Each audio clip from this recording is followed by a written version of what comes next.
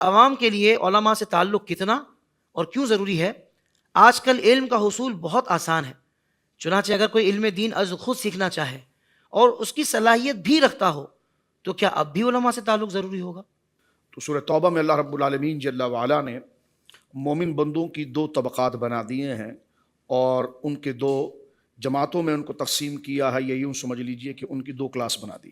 بالکل صحیح. پہلی یہ بنایا ہے اللہ رب العالمین جل وعلا کا ارشاد ہے کہ وما کان المؤمنون لینفروا کافہ، اور بڑی آئیڈیل بات یہاں کی جا رہی. یہ تو نہیں ہو سکتا کہ تم سب کے سب علم دین حاصل کرنے نکل پڑو. جی تو پھر یہ کھیتی باڑی کون کرے گا، یہ کاروبار کون کرے گا، یہ تجارت کا کون کرے گا، دیگر معاملات کون کرے گا؟ پھر رب کریم خود آگے نصیحت فرماتا. پہلے تو کہہ دیا کہ وما کان المؤمنون لینفروا کافہ، کہ یہ تو نہیں ہو سکتا کہ سب کے سبھی نکل پڑو. ہاں، فلولا نفر من کل فرقۃ منہم طائفہ، کیا یہ اچھا ہو کہ تم میں سے کچھ ذہین لوگ اس میں سے ایک جماعت نکلے، لیتفقہوا فی الدین، پھر وہ دین میں مکمل انہماک اور استغراق کے ساتھ مکمل اس کا فقہ، اس کی سمجھ، اس کی دانائی اور اس پر کمانڈ حاصل کریں. وَلْيُنذِرُوا قَوْمَهُمْ إِذَا رَجَعُوا إِلَيْهِمْ، جب وہ علم میں کمانڈ حاصل کر کے لوٹیں تو پھر وہ اپنے جن کو چھوڑ گئے تھے یا جو پیچھے ہیں ان کو پھر اللہ رب العالمین جل وعلا کے احکام کو بتائیں تاکہ وہ نافرمانی سے بچیں. وَلْيُنذِرُوا قَوْمَهُمْ إِذَا رَجَعُوا إِلَيْهِمْ، جب وہ لوٹ کر آئیں اپنی قوم کے پاس تو ان کو اللہ کے عذاب سے ڈرائیں اور ان کو نیک راستہ بتائیں. لعلہم یحذرون، تاکہ وہ گناہوں سے بچ جائیں. اب دیکھیں کتنی لاجیکل بات یہاں پر کی گئی ہے. فرمایا کہ جناب تم سب تو نہیں نکل سکتے کہ تم اس میں گویا کہ مہارت تامہ حاصل کر لو. فرمایا کچھ ذہین لوگ نکلیں اور جناب جو تفقہ فی الدین حاصل کریں، وہ علم حاصل کریں اور مکمل اس پر دسترس حاصل کریں. پھر آ کر وہ اپنے پیچھوں کو جو احکام ہے اس کے بتائیں، جن کو اس کو یوں تقسیم کر کیا جاتا ہے کہ ایک جماعت مجتہدین اور فقہا کی ہے اور ایک عامی مسلمان کی ہے. تو مجتہدین اور فقہا جو ہیں وہ قرآن و سنت کے دلائل کی روشنی کے اندر روزمرہ نوپید مسائل کا حل وہ نکالتے ہیں. صحیح. اور جو عامی ہیں وہ ان کی اتباع کرتے ہیں، جس کو ہم تقلید بھی کرتے ہیں، کہتے ہیں، ان کے علم پر اعتماد کرتے ہیں اور ان سے لیے ہوئے اس مسائل پر وہ عمل کرتے ہیں، لیکن اس کی دلائل، اس کی اہمیت، اس کی قدر سے وہ واقف ہوتے ہیں. تو عامی جو لوگ ہیں وہ ان کے علم پر اعتماد کر کے اس پر عمل کرتے ہیں. تو لہٰذا پہلی جو قسم یہ ہے کہ عوام کا علماء کی طرف آنا، تو یہ علماء کی سب سے اوپر کی جماعت کا میں نے مسئلہ پہلے عرض کر دیا ہے، جو فقہاء اور مجتہدین ہیں. اس کی مثال تھوڑی آسان کر کے بخاری شریف کے اندر بھی آئی ہے. بخاری شریف کتاب العلم میں اگر آپ دیکھیں یا مسلم شریف میں دیکھیں تو سرکار دو عالم صلی اللہ علیہ وسلم کا کتنا مبارک فرمان ہے اسی طرز پر.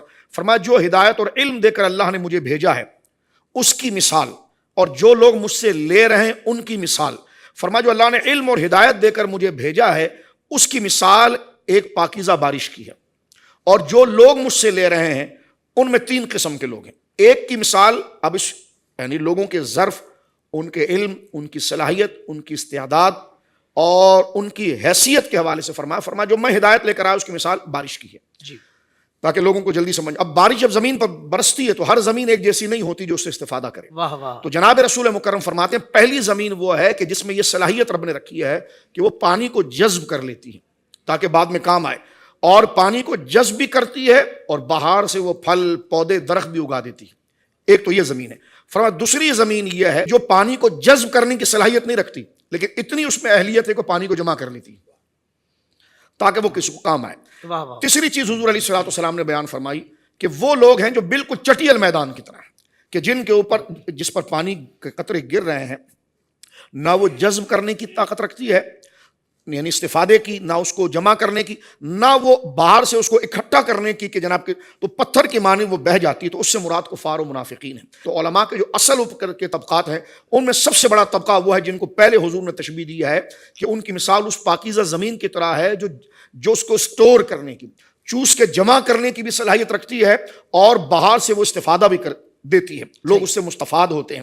وہ ہے فقہا کی جماعت کہ جو قرآن و سنت کو بالکل سمجھ لیتے ہیں اور ایسے اصول دے دیتے ہیں کہ قیامت تک کے لیے نوپید مسائل اس سے حل ہونا شروع ہوتا ہے. فرمایا دوسرا طبقہ ہے محدثین کا، وہ اس کو اس طرح جذب تو نہیں کر پاتے جیسی ذہانت، جیسی صلاحیت فقہا کو ہے، علت اور معلول اور باریکی وہ تمام مسائل جو ان کے اندر ہے، ایسی ذہن تو نہیں، لیکن وہ علم کو محفوظ کر لیتے ہیں جیسے محدثین نے علم کو محفوظ کیا.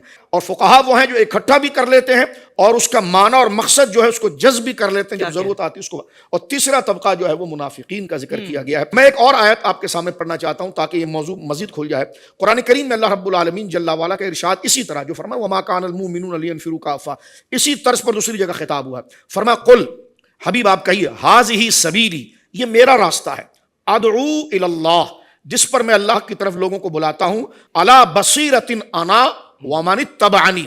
حبیب آپ کہیے کہ یہ میرا راستہ ہے جس پر میں اللہ کی طرف سے لوگوں کو بلاتا ہوں، علی بصیرۃ انا، مکمل بصیرت اور اعتماد کے ساتھ میں بلاتا ہوں. وہ اور کون بلاتا ہے؟ ومن اتبعنی، اور جو میرے متبعین ہیں وہ بھی اس قرآن کی طرف بلاتے ہیں. تو یہاں پر دیکھیں بلانے والے دو ہیں، ایک حضور سید عالم کی ذات مبارکہ بحیثیت رسول اعظم خاتم النبیین اور مستقل اس امت کے لیے ہادی اور مبلغ، اور ایک آپ کی نیابت میں جو لوگ ہیں وہ بلاتے ہیں. تو پتہ چلا جب بلانے والے وہ ہیں تو معنی بھی پھر دونوں کا ہی جائے گا. جب بلانے والے پہلے حضور ہیں تو حضور کی حیثیت جو بلانے کی ہے، دعوت کی ہے، وہ بحیثیت رسول کے ہے. ومن اتبعنی، اور فرمایا میرے ساتھ، ذرا سنیے اس آیت کو، فرمایا میں اکیلا نہیں بلاتا ہوں، ومن اتبعنی، اور میرے ساتھ جو ہے وہ بھی بلاتے ہیں. اب بلانے والے دو ہیں، حضور کا دعوت دینا حق کی طرف، یہ بحیثیت رسالت کے ہے، رسول کے ہے، اور علماء کا حضور کے نائبین میں. ٹھیک ہے، یہ تو ہو گیا کہ بلانے والے دو ہیں، حیثیت ایک جیسی نہیں، لیکن اتباع دونوں کی ہوگی کیونکہ بلا دو رہے ہیں. صرف یہ کہنا کہ میرے رسول کافی ہے تو ومن تبانی کہاں چلا گیا؟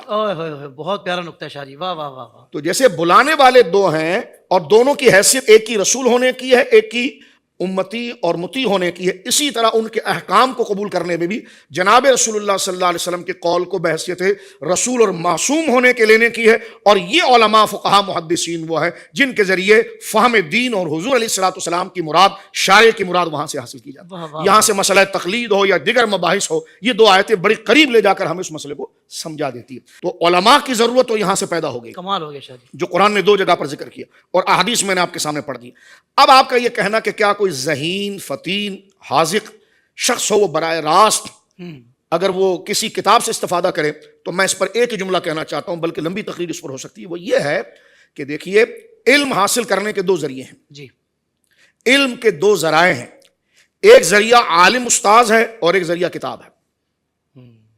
یہ دونوں ذریعے جو ہیں علم ہی کے ہیں. اب یوں سمجھ لیجئے کہ آپ اس میں اصل کون سا ہے، تو اس کا آسان سا جواب یہ کہ اصل علماء کی حیثیت ہے، اور فزیکل ان عالم دین کے ساتھ اس متبحر شخصیت، اس فنون میں مہارت تامہ رکھنے والے کے ساتھ جڑنا ہے. تو کتاب کا علم کیا ہے؟ ہم نے کہا یہ صرف مددگار ہے جی، یہ معاون ہے. معاون ہے. کتابیں مددگار ہوتی ہیں لیکن اصل وہ شخصیت سے، اس عالم اور استاد سے آپ کو دین سمجھ میں آتا ہے. جیسے آپ اسکول میں جاتے ہیں، آپ کے بچے کو اسکول داخل کرتے ہیں تو وہ گھر میں لا کر خود کتابیں کیوں نہیں پڑھ لیتا؟ پھر اسکول کا بھی آپ ایک ایک انتخاب کرتے ہیں. دوائی کے لیے کہیں جائیں تو جناب ہاسپٹل ایک سے ایک بنے ہوئے، لیکن آپ ایک ایک ڈاکٹر کی ہسٹری، اس کی کمال، اس کی مہارت تامہ کو دیکھتے ہیں. تو دین اتنا ارزاں اور بیکار ہو گیا معاذ اللہ کہ جس کے لیے کہ جو بیان کرنے والا ہے، جس سے جڑ رہے ہیں، اس کی کوئی حیثیت نہیں. تو خلاصہ بحث یہ ہوا کہ علم کے ذرائع دو ہیں حافظ صاحب، ایک عالم کی شخصیت خود اور ایک کتاب. ان دونوں کے ذریعے علم ملتا ہے، لیکن اس میں کتاب مددگار ہوتی ہے.